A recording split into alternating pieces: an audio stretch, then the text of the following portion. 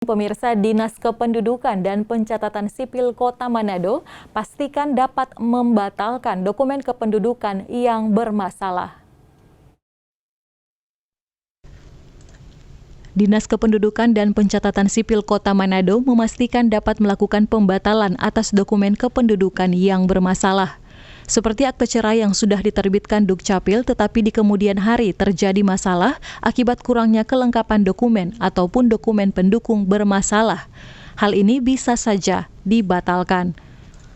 Kepala Dinas Kependudukan dan Pencatatan Sipil Kota Manado, Julius Ohlers mengungkapkan, Dinas Dukcapil memiliki kewenangan penuh membatalkan dokumen kependudukan yang sudah dikeluarkan. Setiap dokumen yang diajukan oleh masyarakat, kita kan masyarakat datang, mau cerai, mau lahir, mau bikin apa saja, masyarakat yang kita bikin ini. Dia mengajukan syarat yang terminta ke sesuai dengan aturan undang-undang. Nah, ketika syaratnya terpenuhi, kita proses.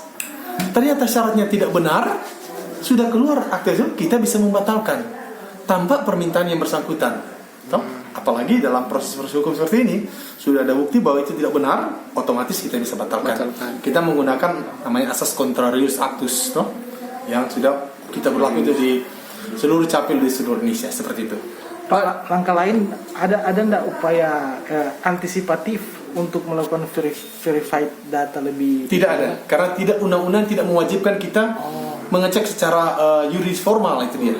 Orang cuma lihat secara formal, tidak sampai DP seperti tidak.